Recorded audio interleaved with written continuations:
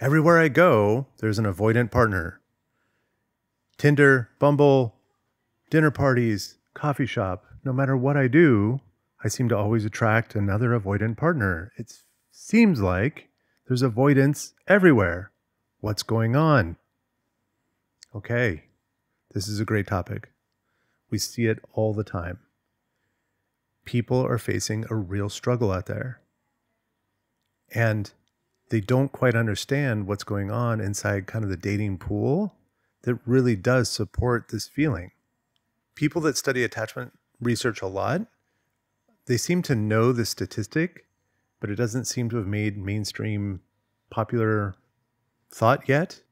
And that is, as you get older, like each demographic group, 18 to 25, 25 to 30, 30 to 38, whatever, as you go older in age, the percentage of the available partners in the dating pool becomes a larger and larger percentage of dismissive avoidant attachment style, or general avoidance, or emotional unavailability, or downright personality disorder.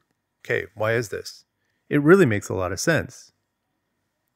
At the university age, people who are secure, grounded, have a plan for their life, have goals for the future, a well-established value hierarchy, kind of know what they want in a partnership, kind of know what they want in a relationship, and know the direction they want to go.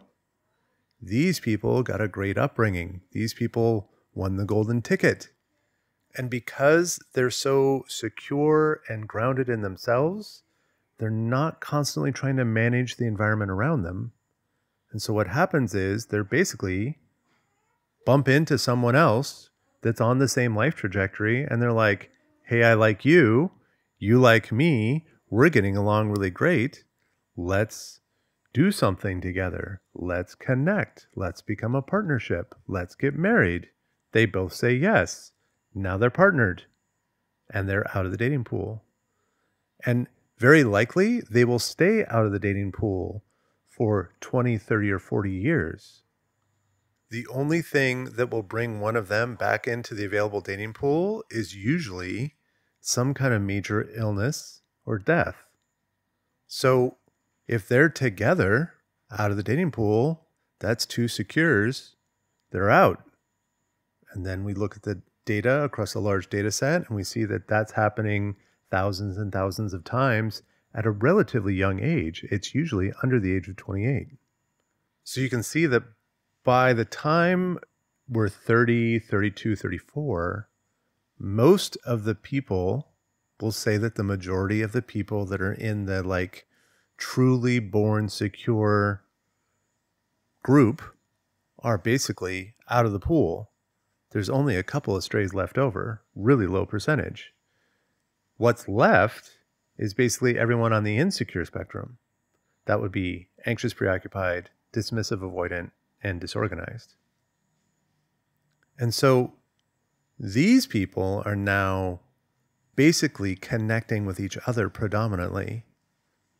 And because we know there's a fundamental dynamic that we have in attachment space called the anxious avoidant dance or the anxious avoidant trap, is that the people with an anxious style will be overly attracted, most attracted to people with a dismissive style. And the people with a dismissive style will be most attracted to people with an overly anxious style. And it has to do with the way the childhood wounds mesh together, is that you, avoidant type person, are a lot like a person in my childhood where I have outstanding wounds with. And if I can get you to come close to me and show me that you love me, my subconscious believes that that wound is going to get resolved. It's not really the way it works, but well, let's say that's not what happens, but it is the way the subconscious seems to believe that it's going to work out that way, which is tragic for all of us. So they're bonding up, but that relationship doesn't really have legs. If it becomes a kind of codependent enmeshment, it will last for a few years, and it will kind of ride on this very, very high kind of euphoric bliss But then when the problems start occurring, loss of job, medical problem, change of heart, meeting other people that are in alignment, jealousy issues, whatever, whenever the real world problems occur, that relationship actually does not have the skills needed to endure most of the time. There's always exceptions for all these cases. But the vast majority of the time, both parties will be underskilled at resolving true difficulty. And then it won't just dissolve, it will blow up. And both people will leave very hurt, very angry, and now they're back in the dating pool. Well, what we know about people with the anxious style is they're predominantly outward focused, and they kind of have a constant craving and neediness for attention, for validation, for someone to be present, for someone to hold on to, for someone to cling to. They need my person. They need to be in a world where they say, I have my person, I have a place where I'm focusing, I have someone sitting in the seat of my primary attachment figure. And so what happens with the people in the anxious style is they monkey branch to the next relationship very quickly. They're basically not in the pool very long. So no matter what dynamic they go with, the anxious goes with a dismissive or another anxious or a fearful avoidant, also called disorganized, or even with the secure itself, that person with the anxious attachment style is going to have this buzzing intensity, and that's a desperation, kind of an emotional desperation, which has a tendency to make relationships very difficult. They're not so skilled at inward focus. They're not very skilled at recognizing their own part in relationship difficulties. You see a lot of shaming, blaming, finger pointing coming from people with that attachment style, unfortunately. And I'm one of them. I'm actually all of them. I scored even across all insecure attachment styles, but I was primarily anxious in my behavior patterns earlier in my life. And once I came to the point that I can clearly see how my dynamics were contributing to all this misery that I was feeling, it was like a facepalm of epic proportions. And then I had to go all through a whole wave of shame and grief over, like, I've been blaming them my whole life, and now I'm beginning to see how my own craving desperation was creating an environment that was impossible, contributing to an environment that was impossible for healthy connection. It's impossible for a relationship with any kind of longevity. There would always be drama. There would always be jealousy. There would always be this desperate craving for attention. And to know, are you still here with me? Tell me, check again, tell me. And it becomes exhausting. So the anxious attachment style in general tends to go through these waves of euphoric peaks and then a crash.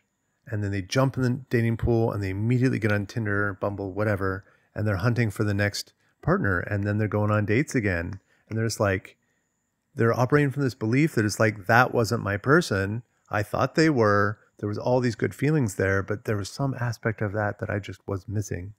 And now I'm going to go find my person, because everybody has a soulmate. Everybody has a twin flame. Everybody's got their person. I just need to find mine.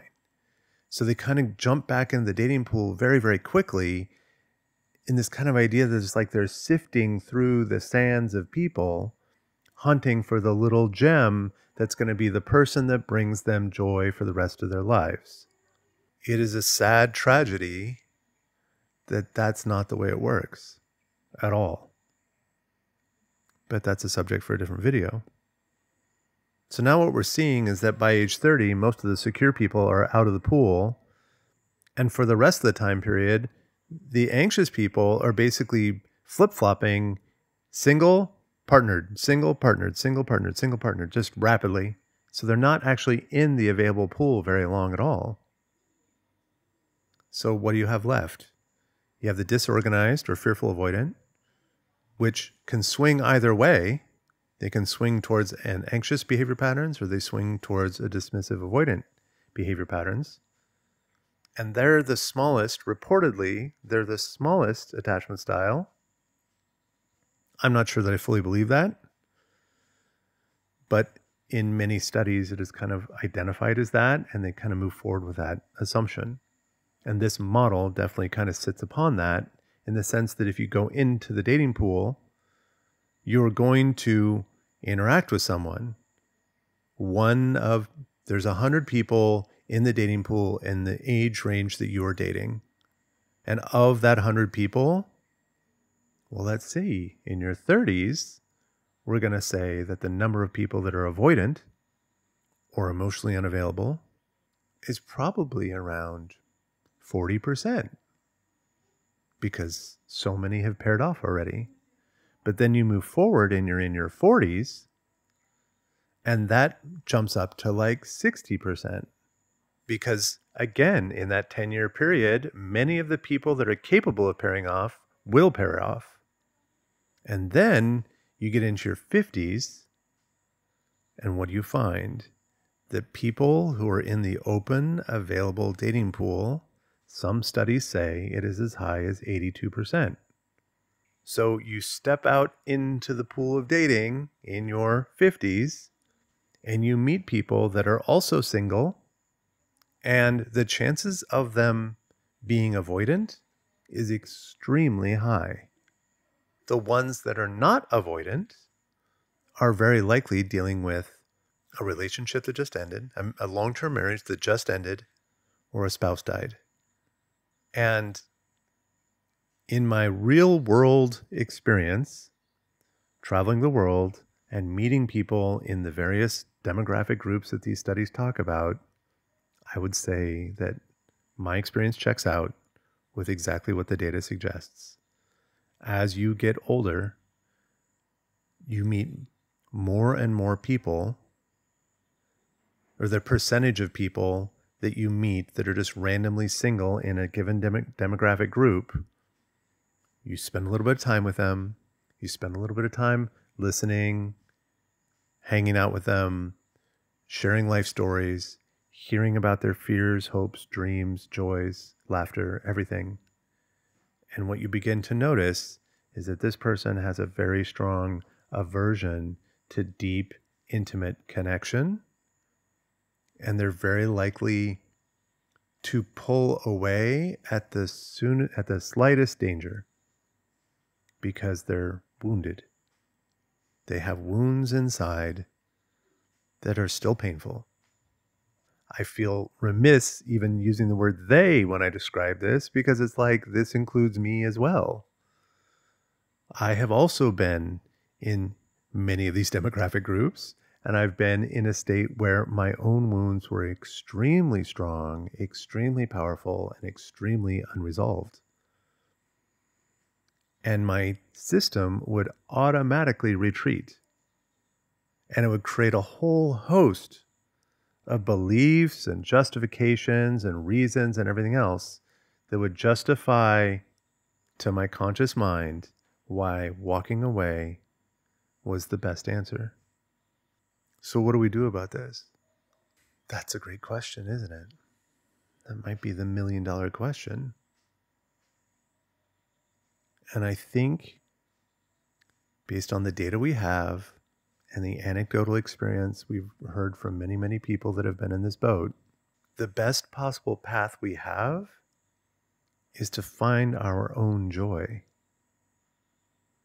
is to move in a direction in life that allows us to work through our own internal fears, to face the things that we find challenging, to put ourselves in situations that feel uncomfortable or yucky, and then process that discomfort so that our own resilience, no, let's go back. So what can we do about this? I think, based upon the data and the anecdotal evidence we have from all the people that have kind of been walking through this minefield, the best possible path we have is to find our own joy, to engage in a life where we maximize our chances of having laughter, joy, grounded satisfaction, peace, and connection. Now, that connection may not be romantic. That connection may not be the kind of loving, nurturing energy that I've been craving for years, but we can definitely find a way to be connected with the person sitting next to us, or sitting across from us, or sharing the same class, engaging in the same hobby, trying a new skill. We can find points of connection. I was recently chatting with someone about this idea of giving up. They're just like, it's so tiring to be in this place where it's just every single person I meet or try is an avoidant, and my heart gets broken again and again. I feel like giving up. And I'm like, maybe, yeah. But it's not give up on life, and it's not give up on love. It's try giving up on the idea that I'm hunting for someone that's going to give me something. Try giving up on the idea that my job in all of this is to sort through all the little grains of sand until I find the little diamond that's going to finally give me all the feels that I've been wanting forever, and then I can finally rest. That path is not a good one. Because if we give up on that, and we kind of settle into this idea that says, I'm responsible for my life, and I'm responsible for my happiness, and I'm going to do all the things that bring me to a place of shiny, joyful, laughing wonder. I'm literally choosing a path that brings me to my highest self. It makes me the best version of myself. And what other version of myself do I want people to see? Do I want people to see the version that's quiet, lonely, desperate, clingy, needing attention from, like, desperately seeking to get that diamond? That's not the best version of me. And that's not the version of me that I want anyone to be attracted to. I want to be in the place where I'm on the mountaintop. I'm in the clouds. I'm having my best time, regardless of my age, regardless of who's in the dating pool, regardless of all that. I'm at my best possible place. And as I do that, lo and behold, people start approaching me. And sometimes those people are like, nah, that's not really the kind of person I want to be connected with. But much more often, it's like, yeah, this is exactly the kind of person I want to have as a friend. It's exactly the kind of person I want to be connected with. And sometimes romance blossoms. So it's this weird flip that instead of seeking and trying and failing, or feeling like we're failing, and then wanting, and then being in a constant state of disappointment that I'm not getting the kind of love and cherishment and text messages and sex and whatever else. I'm not getting all these things I want.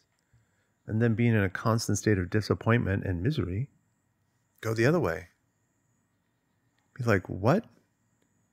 What would a world be like where I'm not connected with anyone, and there's no one coming, and there's no one that's going to save me, and there's no one that's going to give me all those juicy cookies that I've been wanting all this time? What if I just go find a way to live the best possible life I can, knowing that that's not possible? This is entirely in your power. This is entirely in your agency for your own life. It feels a little weird at first, but the payoff is incredible. And in this discussion I was having with my friend about the sadness and the hopelessness that the only thing she ever finds is another one avoidant after another, we came to this interesting point, which is I'm only disappointed if I'm expecting something. I'm only sad when there was something I wanted that they were unable to give me. And we found that if I let go of that, if I give up on the idea of expecting or wanting or demanding anything, because I've got so much juicy, delicious joy and zest for life inside myself, that allows me to just allow others to be as they are. And there'll be people that'll say, no way. Like, just allow them to disregard me, to disrespect me, to reject me. What's the word they use? Discard? We're just going to allow them to discard me? Yeah. If that happens, you're not in alignment. Why put another 10 seconds of energy towards someone that's going to behave like that? Allow them to be who they are and walk away, because that's not your best life. Worrying about that is not the best version of you. Trying to figure them out, not your best self. You really get down to it, every possible behavior pattern or response you have to that kind of person that has that kind of emotional unavailability, every response you have to that is not your best self. So why do it? Why go there? Why put in the effort? Why waste the limited number of seconds I have left in my life? Why waste them on that person?